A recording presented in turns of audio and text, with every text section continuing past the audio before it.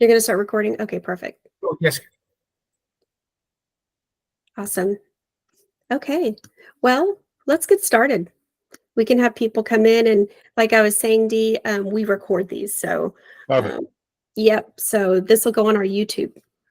Love it. Yep. Welcome. Thank you for joining us now and in the future. I am Kathy Arzad, your managing broker here with Radius. These workshops that Dee and I present on a weekly basis, we do record them and they're on the YouTube channel. So today we're discussing how to negotiate your compensation with a buyer client. Let's dig in. So our learning objectives here. So after this presentation, you will have more tools to convey your value to a buyer client. We'll discuss the term compensation versus Hey, I'm commission here. Hold on a sec.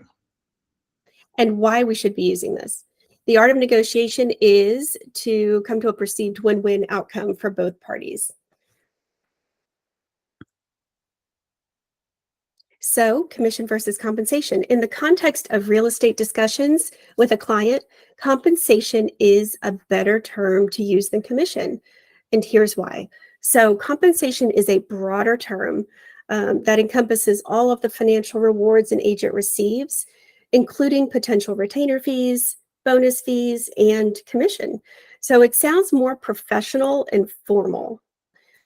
Commission specifically refers to the percentage of the sales price that you earn as an agent. While it's accurate, it might seem too focused on the agent's earnings and not enough on the value that we bring. So using compensation presents the agent's income in a more holistic way while still being truthful. Here are some examples of how you can use compensation when talking to a client. Our typical agent compensation is a percentage of the sales price. Or, we'll discuss your property search and my compensation structure in more detail at your next meeting. So how does that sound? Does it sound more professional? Feel free to chat in if you want to, Brandon. Does that sound more professional to you? Honestly, it does sound more professional. But in my first meetings, people want to know what the compensation is because you're in competition with other agents that you might say it's a 5%, 2.5% structure. And you may be having someone else that says, well, I'm going to do it for 4%, but they want to know up front in my world. Oh, I don't say in my next meeting, I'm going to expose how much it's going to cost you. I think people want to know what the commission. I see your point. Yeah, that's a good call out. Whatever works for you, but just in that second example I gave you, it just sounds like it's more of a structured approach to working with me, as your agent. I'm a professional. I have a compensation structure, but you're right. They all want to hear about it on the phone. If that's the way the market, that's what your competition's doing, you have to follow suit. These are just examples. So best practices. So here are some of the best practices for negotiating your compensation. I'm going to explain here how preparation is key. I'll give you some ideas for presenting your value proposition, the importance of transparency and communication, and some negotiation strategies. So preparation is key. So first of all, know your market, obviously. Research the average commission rates in your area, and this will be the baseline for negotiation. So to your point, Brandon, if all of the agents are talking about it up front and it's highly competitive, then you're going to want to, have that conversation up front and sooner. The reason that you would want to at least have it during a conversation, maybe a phone meeting, but having it in a meeting setting, whereas you're able to really qualify the buyer and figure out what they need, figure out their needs, assess what you are going to be doing for them before you just rattle off a price. So I'm going to talk about that more in depth. So also highlighting the specific services you offer.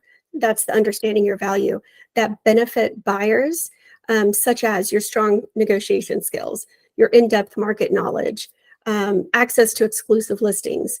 Those are examples of what you would want to highlight, because once you and this might be sales 101, but once you really discuss, first of all, find out what their needs are, discuss how you're going to meet those needs, and what all of your skills and your expertise and your experience will bring to that buyer, then when you're offering that compensation structure, they can already see, oh, wow, all that for 3%, all that for whatever.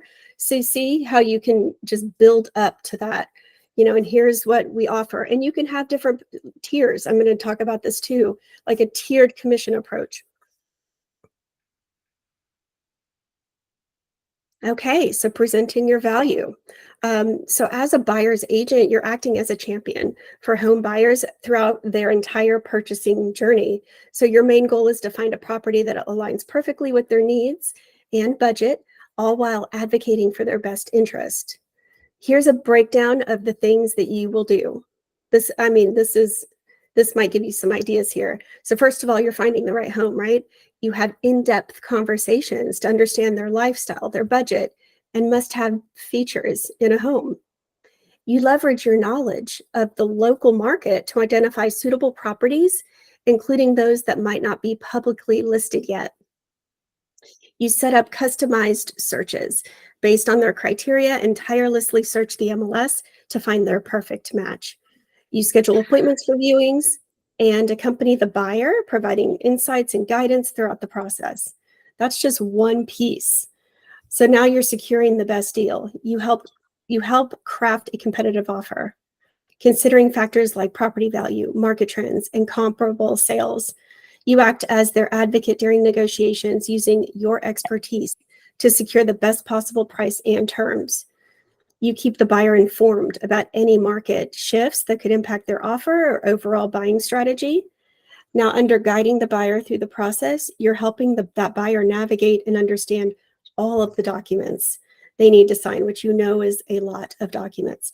You'll connect them with qualified inspectors and potentially appraisers, ensuring a thorough evaluation of the property. You're going to serve as the central point of contact. So you're going to communicate with the seller's agent, the lenders, and other parties of the contract, of that transaction.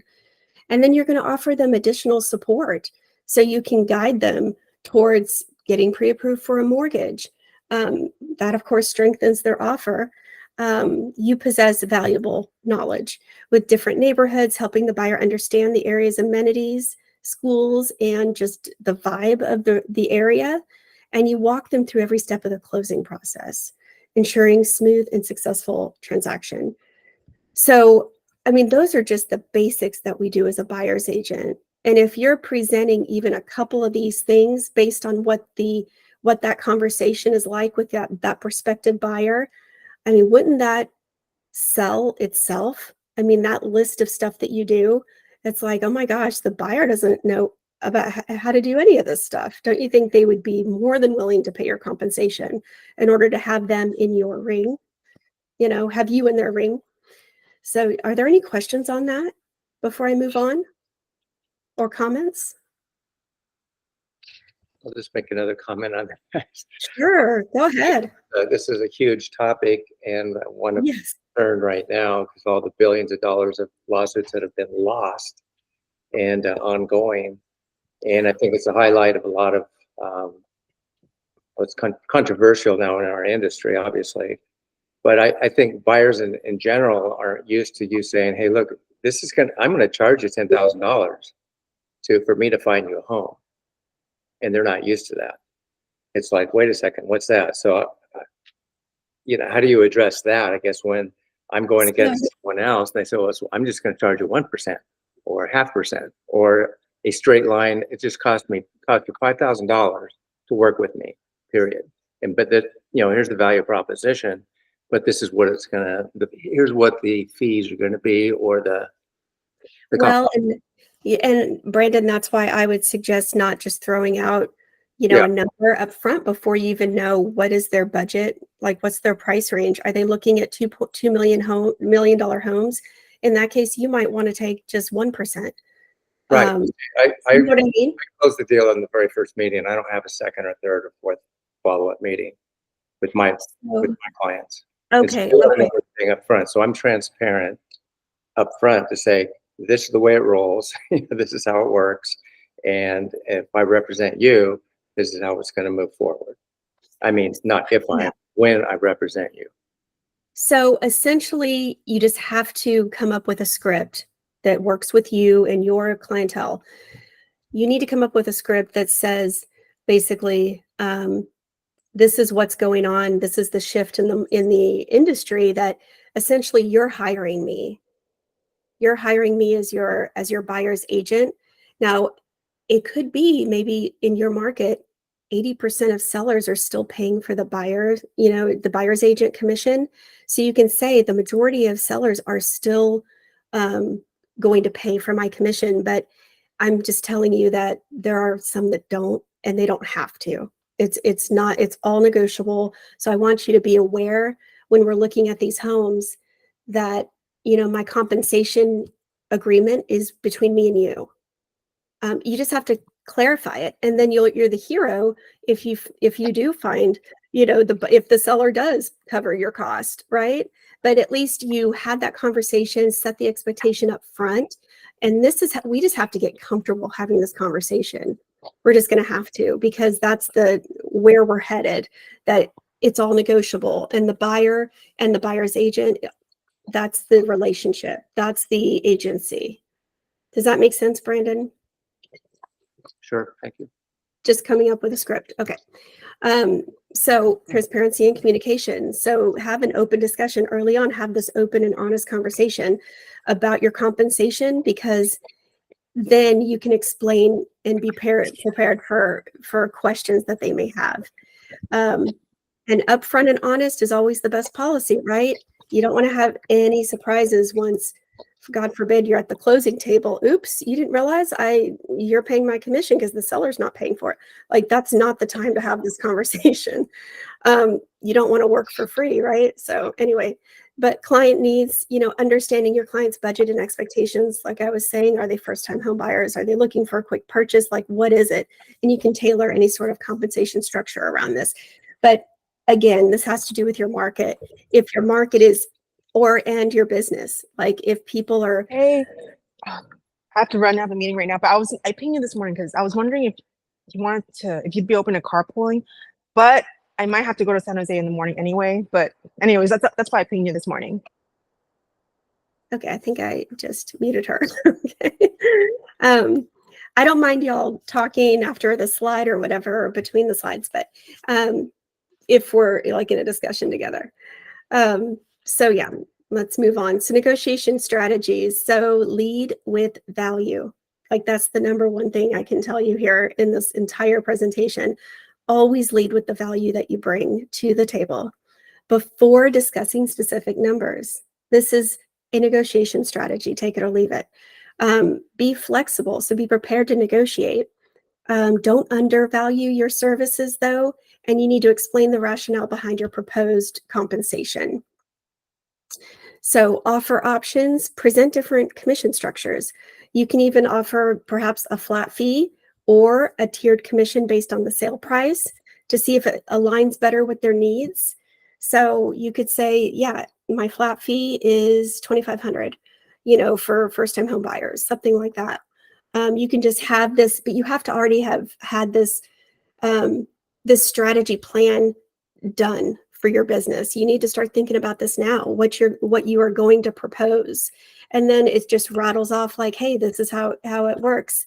But again, like the first slide I said, know what the other agents in your market are doing, because you certainly don't want to be necessarily the highest price, right? But you don't want to be the lowest price. You want to kind of find that medium so that you're competitive while still, you're making a good living and you're still able to do everything that you need to do for that that buyer. So that's the options. So a win-win outcome, that's the aim for any compensation agreement. It needs to feel fair to both sides, so everybody's happy. So if somebody wants to work with you, they will, and you'll figure this out. So additional tips, build rapport, building trust, and a good working relationship with your client is always the best way to approach negotiation conversations. Build that rapport. Now, if you don't have time to build that rapport and it's just a flurry of activity in your market, you adjust, you figure it out. But absolutely, you want to bring up the compensation thing up front before you start showing property. Now, be prepared to walk away. If you can't reach an agreement on compensation, be prepared to politely decline to represent the client, because the last thing you want to do is work for free, right? So you have to kind of think about these things. Yeah. That was a quick presentation because it was pretty concise. Does anyone have any questions?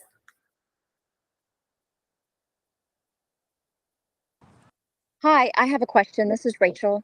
Hi, Rachel. Hi, do you have examples of like a tiered commission structure, like what that would look like? Yeah, so tiered commission structure could be that if a property is under 1 million, that you'll take 3%. If a property's over, like something like that, if the property is over 1.5 million something, you'll take less. Like you could have it tiered by the sales price of the home. You could have it tiered by area, or you could work on a flat fee basis. Like, personally, to break even working with, in general, your business well enough that the flat fee of $5,000 is what, you're willing to do. Okay. So so that's the type of thing, but you don't have to throw all these options out like it's a menu, somewhere. You really want to talk to someone first, talk to the prospect, even if it's a 5-minute conversation, get some of those really good questions in and find out exactly what they're doing, what they're looking for, what their purchase is like. I mean, you want to do that anyway, right? And then say, and then kind of bring up the compensation. I do have a compensation structure. We can talk about that more in depth, because unless you're living under a rock in America, everybody knows that there's been a lot of talk on real estate commissions, right? So you've got to address it at some point. Everybody's talking about it. So you might as well have that script for yourself just ready so that you can explain a little bit about what's going on, and your market. So say 80% of sellers are still offering buyer's agent commissions. So the chances of them paying my fees is high. However, please know that you and me working together is a agency relationship between me and you. I don't work for the seller. So you just have to, you should be having those conversations probably anyway, but now it's even more relevant because they might have to pay your compensation. Okay, thank you very much. You're welcome, Rachel. You're welcome. So we did talk about some things, in the beginning. So this will be recorded and it'll be on our YouTube channel. And I do recommend you reaching out to either myself or Dee Wilmore, the head of brokerage, if you have any questions about this. We do, talk about this on a regular basis. So it's not like this is the only time we'll talk about it, but really this is a hot topic. And so we'll have to just adjust as we go along. And I actually do feel like this is going to push us into the next level of professionalism across the board, across the industry for real estate agents. So I think it's all going to be good. It's just a little bit of the transition, of course, is scary and unknown. So, but I think it's opportunity to grow. Catherine, I just have a final thought. Sure. Right.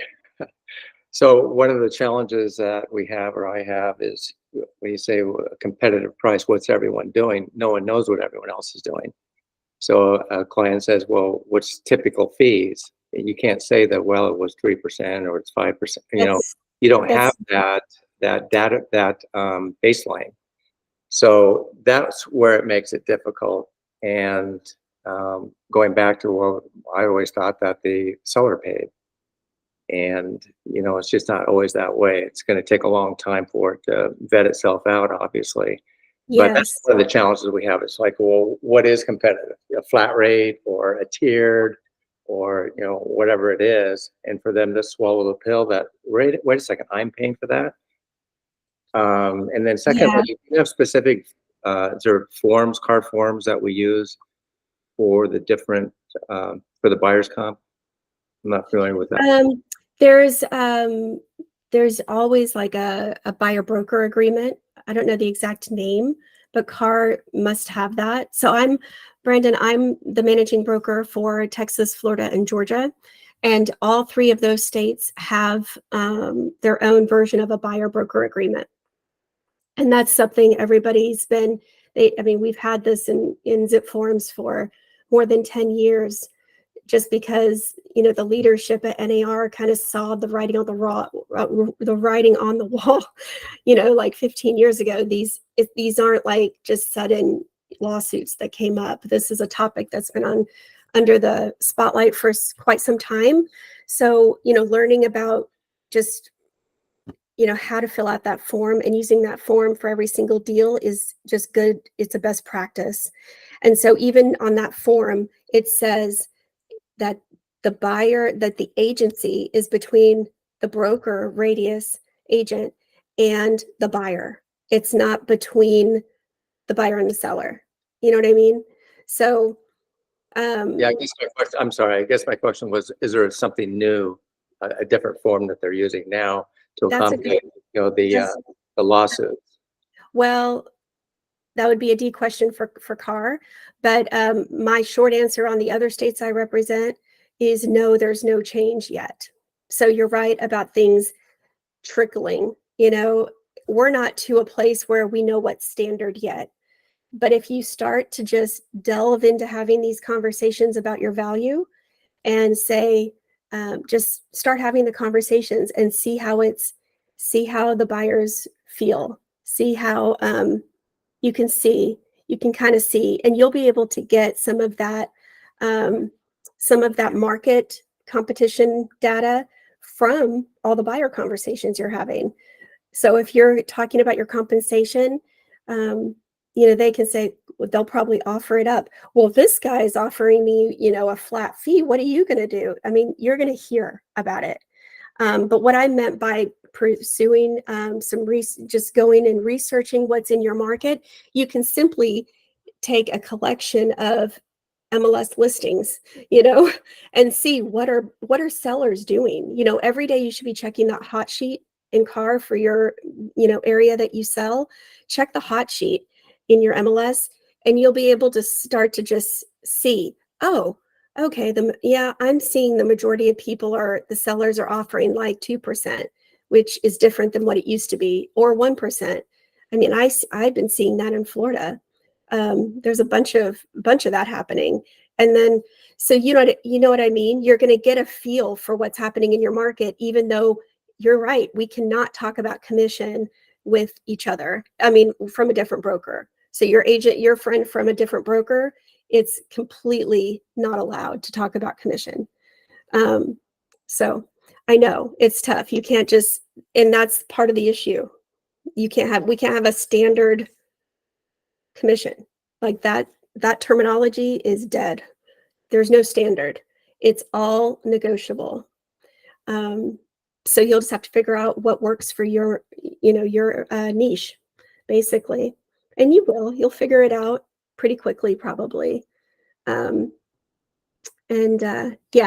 it's growing pains. These conversations might be some growing pains, but it'll be good. It'll be good once we figure it out. And then once it's actually, once we're through that hump of perhaps more than half of sellers just don't even offer buyer's agent fees, you're already going to be manned with that muscle that you've strengthened to talk about your compensation and talk about your value. It's going to be second nature. So there's my 2 cents for the day. Okay, thanks for your time, Catherine. I appreciate You're it. welcome. You're welcome. Everyone take care. Thank you, William, for joining in. And you Thanks, have, Becky. yeah, William, are you stopping the recording? Yes, sir.